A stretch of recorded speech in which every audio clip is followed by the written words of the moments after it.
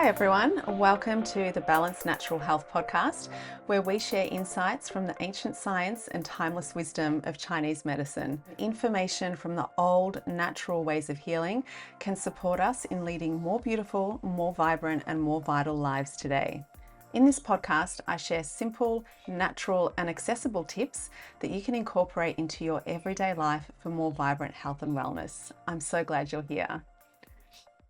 Hi everyone, I'm Dr. Maz and welcome back to episode 48 of the podcast. In today's episode, we are continuing on from our exploration in the last episode about what it is that makes us sick from a Chinese medicine perspective. And it is not invisible baddies or germs, bacteria, microbes, viruses that we catch from other people. But in fact, from a Chinese medicine perspective, the main causes of disease are a loss of harmony and balance with our world within, our inner world of emotions, and the world without, the environment, the climate conditions around us. So in Chinese medicine, staying balanced and in harmony with our inner world and our outer world is what maintains health. So we learnt that emotions can be a major contributor to disease because we are energetic beings and emotions are simply energy in motion. And when they're not in motion, when our emotions aren't moving, when they're stuck or repressed or ignored, they can snag our energy body, our biofield, our aura. And when our energy field, our chi meridians are not flowing smoothly and they're not communicating as ideally as they should be, then we can start to see disease because things aren't moving where they need to be moving. Information isn't being passed in a timely manner. And we learnt that another contributor to disease is an imbalance of our bodies with the external environment. So, for example, in Chinese medicine, we say that wind is the spearhead of 1,000 diseases. And this is why we bundle up against winds, we protect against drafts, we don't sleep under fans, and we wear scarves in windy weather because that is where wind can get in. And when wind and cold get into the meridians that traverse our neck and also our lower back, we like to keep that covered and toasty as well. When wind and cold get in there, we get frozen and trapped on the surface, and that is when an early stage cold can arise. So we might get tightness in the muscles of the neck, we might get that achy feeling that might indicate that a cold or flu is brewing, we might feel lightly flushed, and we might have some light sweating or fever. And this is in fact the body's wise response to that cold and freezing of the surface because it's trying to bring warmth to the surface to push that cold back out. So we can see that these disruptions to internal harmony and outer harmony provide a very different view than the militaristic mindset of being constantly on edge against invisible baddies and germs that we need to defend against. So I love that the focus is more on harmony and balance rather than waging war. And I think that that really benefits our nervous systems in the long run too, when we focus on what we're creating rather than what we're fighting against, especially when it's not the true cause of disease.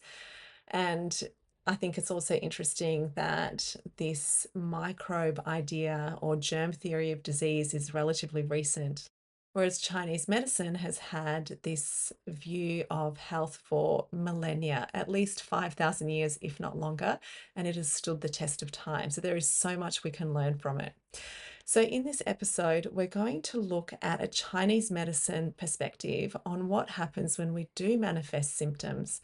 So what does it mean, for example, when we might get phlegm on the lungs or in the sinuses, or when we have a fever or diarrhea? How do we explain that from a Chinese medicine perspective? And we will also look at the 8 treatment methods.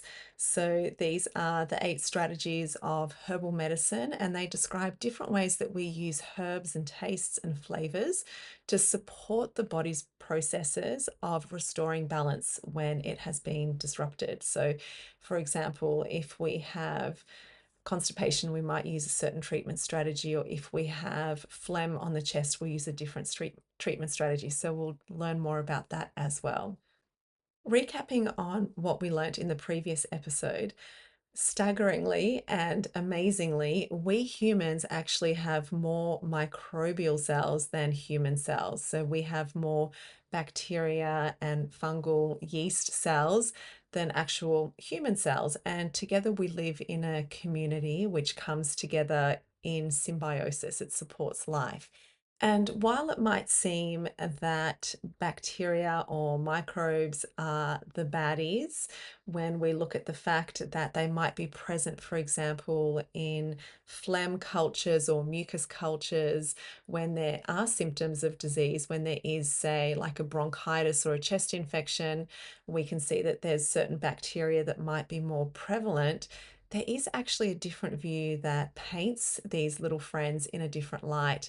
And what if, in fact, they were not the problem, but they were the cleanup crew? And that is how I see how our friendly helpers come to the party and help us restore balance. So let me explain a little bit more. But firstly, I'd like to bring to mind the image of a compost heap and what happens in a compost heap.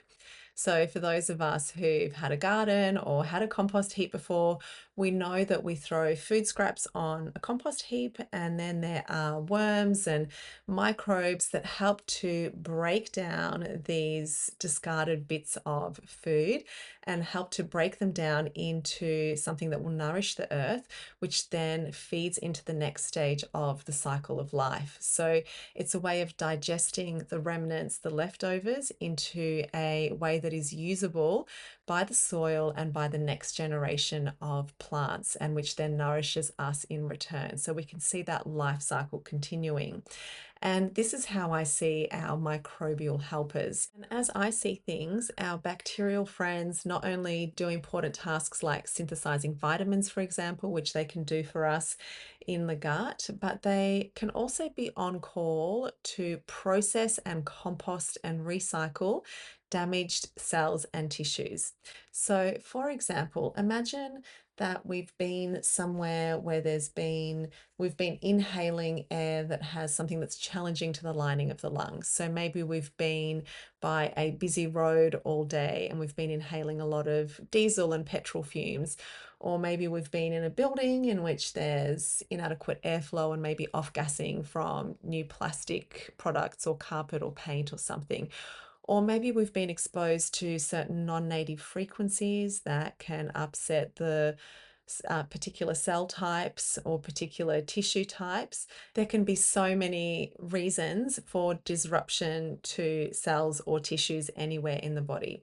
So assuming that people have been exposed to something that's disrupted function, if the body is not well resourced to process that, because our bodies are amazing and so adaptive and they help us adapt to so much and process so much. And that's why I always talk about prioritizing optimal nutrition with whole foods, adequate rest, structured water, aligning with the cycles of nature, moving our chi, limiting how much we have in our toxin bucket, so that we can be well resourced to adapt to and respond to these challenges.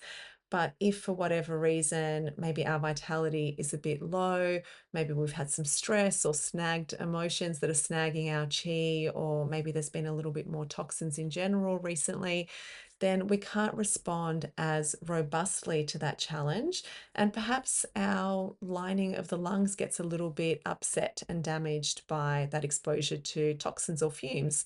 So then we have degraded cells that ideally the body wants to replace with fresh cells that are functioning optimally. So what does it do? It sends in the cleanup crew.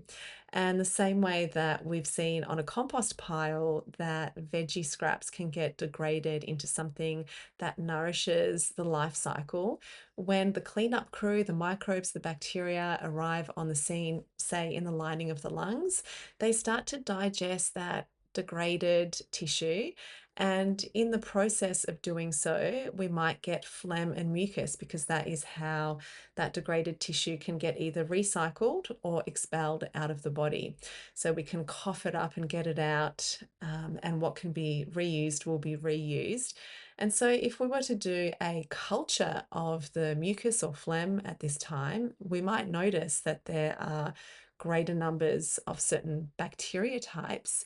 But what if they are not the cause of the problem? What if they are there because they are actually cleaning up the damage? And so then when we throw an antibiotic at them, then that process of cleanup and remediation, recycling is halted, and that cell and tissue in the lungs doesn't get a chance to be repaired completely. So then we might have suboptimal repair of the tissue, suboptimal function of the lungs.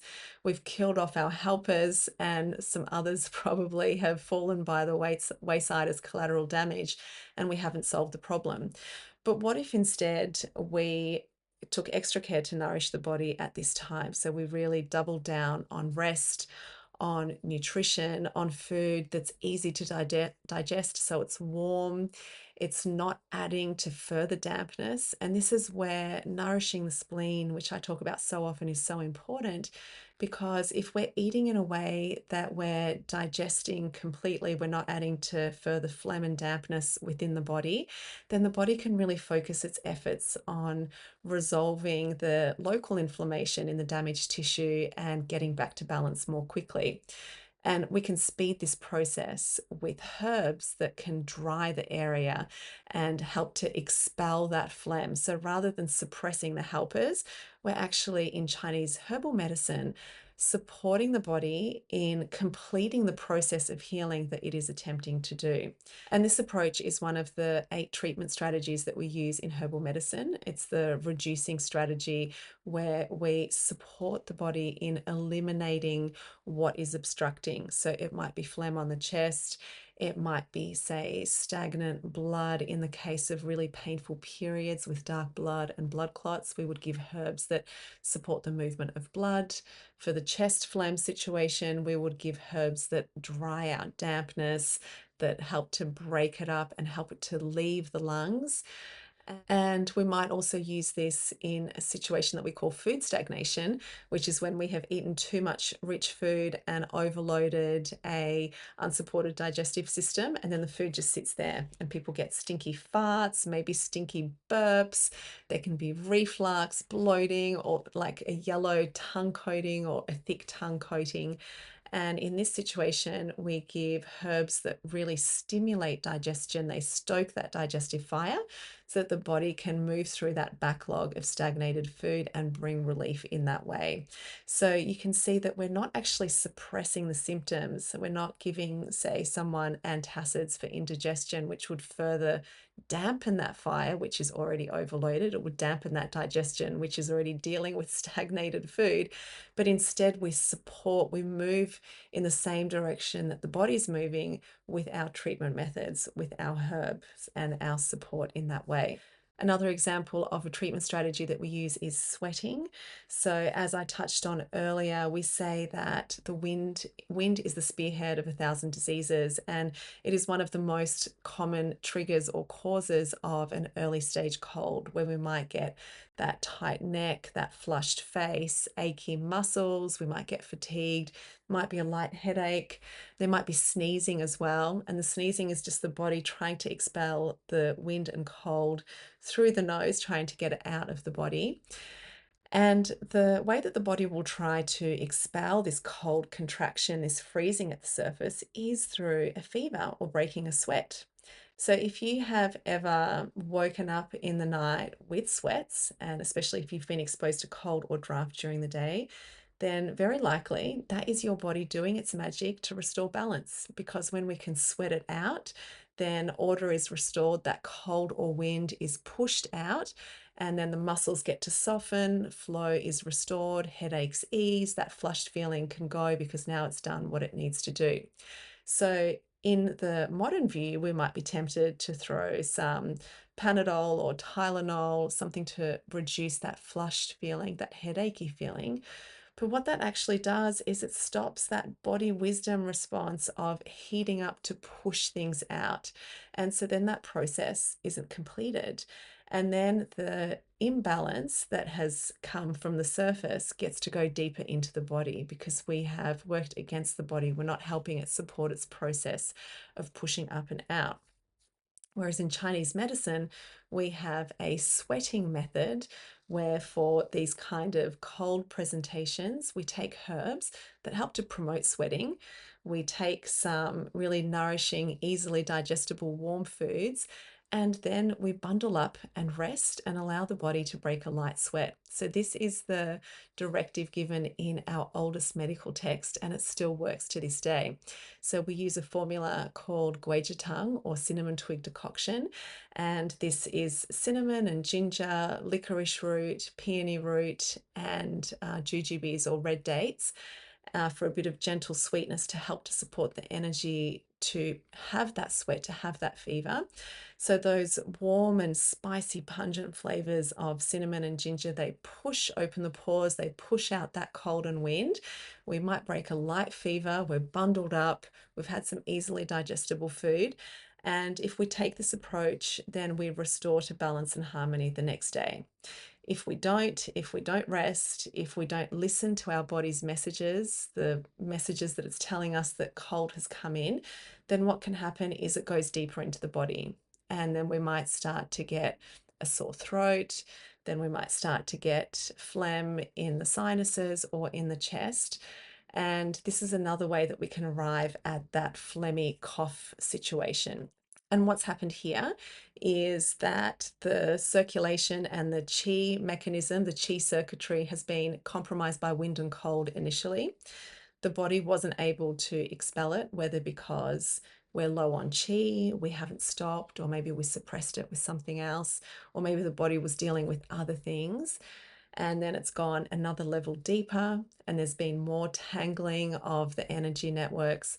It's gone another level deeper, and then there's even more tangling. And so then lymphatic circulation is affected, fluids aren't moving so much in the microcirculation, and we can start to get waterlogging and fluid retention in tissues within the body. So, say, for example, the lungs aren't draining as well as they normally would, and they can start to collect bits of phlegm and mucus. And so now we can see that if circulation and chi, the energy mechanism, isn't restored, then that phlegm's going to collect and sit there. And then when the bacterial friends come in to help digest the damage that has been done to the tissues, if we throw antibiotics at it, then that phlegm doesn't get to be resolved. And what I love about this perspective is that it reminds us just how wise and powerful and amazing our bodies are. They don't do anything by mistake. They don't get sick by accident. They don't have symptoms by accident. They don't do things to be annoying, but everything that they're doing is an attempt to complete a process and move towards health. They are always moving towards health. So, my question is, how can we support that movement towards health? And I'd like to share another story that I think illustrates this really beautifully. I've shared this before in my Candida episode, but in that episode, I talked about a patient who had been erroneously given an iron transfusion and it shot their iron levels way up high. And this is a real concern because our bodies don't have a pathway for excreting excess iron because we're not designed to receive iron by transfusion in such vast amounts. And when this iron is accumulated in the body, it can start to deposit in the organs. One of the concerns is that it can cause cancer. So it's very important to get excess iron out of the body. And we were very keen when this happened to get that excess iron out of the body as soon as possible. And there are herbs that we can use to support the process of chelation, of getting metals out of the body. But what happened next just shows the amazing wisdom and power of the body. And what happened was that this person developed a full body rash, which was a yeast or candida rash. It smelt like a brewery or fresh bread baking. And it was oozing this orange liquid, which incidentally was the same color as the iron transfusion. And it was incredibly uncomfortable. It was whole body, it was very depleting. It came with a lot of brain fog and just general malaise, low energy. But what was happening was that our little Candida friends were doing what human cells are unable to do, or what human systems are unable to do without help from our little friends. So, Candida can process metals, heavy metals, And what these little helpers were doing was providing an exit strategy to exude that iron from the system. And in fact, what happened was we retested this person's blood again shortly after, a few months into this process, and the iron had dropped dramatically and it was almost back to normal. It returned back to normal shortly afterwards. Now, this was very uncomfortable for the person, but we also knew that there was a body wisdom reason behind it. And if we'd been to see a Western medicine doctor at this time, we would have been given antifungals, a whole host of possibly antimicrobials to shut down the process that the microbes were carrying out there, to shut down their activity. And yes, that would have probably reduced the symptoms at the skin level, but it wouldn't have supported the process of excreting that excess iron, which was much more damaging. And so this brings me also to another point, which is that sometimes discomfort is part of the process, unfortunately. But if we support the body in its process and allow it to complete that process to its fullest expression, then we actually get to enjoy greater health at the end of it. So this person was very stoic, they stuck with it. Everything got pushed out of the body or excreted from the body, balance was restored, and the skin returned back to its beautiful original state. So, again, we're offered a different perspective here on what happens if we deeply trust the wisdom of the body and the processes that it's going through. And this idea of occasional discomfort as sometimes being part of the healing process is something that we might see in another of our treatment strategies, which is the downward draining treatment strategy, or basically purging and expelling things through the intestines. So, what can happen sometimes if someone has, say, a lot of damp or inflammation in their digestive system, then when we give certain formulas that move damp, there can initially be diarrhea and it can be somewhat explosive and sudden. But generally, what we feel afterwards is we feel ease and relief because that's been a really efficient way of quickly moving a large lot of dampness out of the body. So it might not feel amazing for a short time, but sometimes it's really is the quickest way of moving things out. Another way, which we don't use much these days because it's much less appealing to modern humans, is vomiting. But that was also one way of getting things out that were sitting above the diaphragm. So we've got the sweating method, we have the vomiting, the draining, we've talked about the reducing method. We also have tonifying. So this is where we build up what is depleted. So this is one of the more common ones that we use, where we build up yang, we build up the spark of life with warming herbs, or we build the blood, we nourish the blood. We do this with food as well for both blood and yang. Less so in classical medicine, we nourish the yin, much less so than in traditional Chinese medicine. We're much more interested in nourishing the spark of life from a classical perspective. We might also look at harmonizing. That's another treatment method and one that we very commonly use, probably the most common method that I use in clinical practice. And this is one I often use when we have flu type symptoms or lingering unresolved inflammation and infections, for example, or say like unresolved past instances of flu or glandular. So often things that involve the lymphatic circulation, the glands. When we're harmonizing, we bring harmony to the interior and the exterior of the body. And the final two treatment methods are warming. So again, warming where there is cold, nourishing the yang, and also clearing heat from specific areas. So this is not one that we use often. Also, very much in classical Chinese medicine, we are very much about maintaining the yang, the heat, the spark of life. But if we have a extremely high fever and the person is losing a lot of their yang through sweating and fever, then we will use the clearing heat method for a short acute situation just to preserve their life force, to stop them losing too much life force before we then go in and keep resolving things further.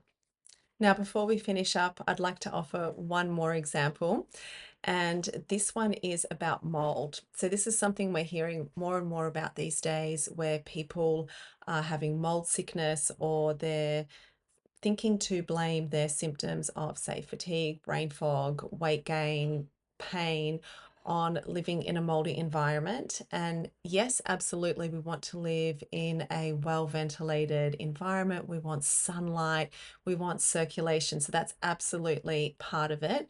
But my question is, why can some people be unaffected in the same environment that other people are affected in?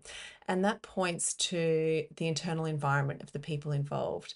So if someone has a warm and sunny and well circulated, dry environment within, they have more capacity to withstand damp and mold externally. Whereas someone who's already damp and inflamed and wet inside with compromised yang or circulation is going to be more easily overrun by external dampness. And one way that I like to explain this is if we have a wet towel and put it out in the sun, it's going to dry and be fine, no problem. But if we have a wet towel and throw it in a dark cupboard with no ventilation, then we're going to get mold. And I had a person speak to me recently who had been diagnosed with mold and they were being treated with some pretty intense protocols to kill off the mold. So this person had been experiencing crushing fatigue, inflammation, not feeling like themselves, brain fog, a lot of weight gain as well. There was disruption to hormones and metabolism, a whole host of factors, and everything had been pinned back to mold that had been found there. But to me, I see things differently because I think the mold is only there because the internal environment was too damp. It had gotten out of whack, perhaps from improper diet. Maybe there'd been a lot of cold foods or a lot of fruit that contribute to that internal dampness, foods that don't support the spleen in maintaining a warm and toasty, dry environment internally. So then the mold comes in to remediate the situation. So we know that molds degrade, say, wet wood or wet organic substances. They help to break them down and compost them. And this is what I see was happening, like waterlogged tissues were being worked on by mold to continue that process of recycling and keeping the life cycle going. So, to give another analogy, if we think of a house that has received water damage and we see that the ceiling is starting to get mold spots on it, if we just paint over the mold spots or spray it with bleach, but we don't fix the root cause of where that leak is coming from, that's kind of like the Western medicine approach. They just spray the surface with things that are going to kill the mold, but they're not looking at why has that mold occurred and how can we restore balance at the root, because we can kill off the mold in that one area, but there's going to be imbalances down the track because we still have not resolved the root. So, for example, we could paint over that water stain on a ceiling, or we could even seal it with something that doesn't allow further water to come through, but then that water is going to go elsewhere. It's going to have even less movements. There's going to be more rot happening in the background, rather than if we just got in, dried everything out, patched up the leak, restored balance, restored harmony. And instead, we could view that symptom of, say, a mold damaged ceiling as a message from the house that there is imbalance somewhere internally, in the same way that we can look at a body with mold as sending us a message to say that there is an imbalance somewhere internally as well. So maybe fluids aren't moving well, maybe toxins aren't excreting as well as we'd like, so more fluids are amassing to buffer those.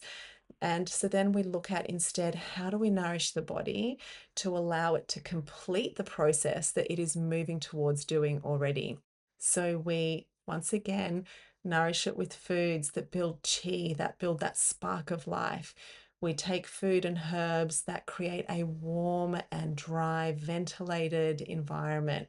We promote circulation with gentle movement. We work with emotional alchemy to help the whole chi mechanism work efficiently and communicate and make sure that everything is functioning optimally as we move that process to completion. So I hope that's been interesting and helped to open up a different perspective of how we can work with our bodies rather than against them, how we can listen deeply to their symptoms as the messages that they truly are, how we can support our beautiful body, minds, and souls in their processes of transmutation, of alchemizing what's happening, and of supporting those processes, and of understanding that our bodies are always doing what is best for us. And if you'd like to learn more about how you can support your body in these processes of transmutation, of moving towards ever greater wholeness, this is the major topic of my Radiant Energy Reset. So in this beautiful reset, I guide you through at your own pace, self-paced modules that explain how to nourish your energy, how to choose foods that are warm and drying and promote a balanced internal environment, how we can choose herbs and foods when we get certain different messages from the body. We also talk about emotional alchemy, processing our emotions, moving our body with some basic qigong. So that's all on my website at drmaz.earth. And if you found this interesting or eye-opening, please share it with someone else who might benefit. And I look forward to seeing you next time.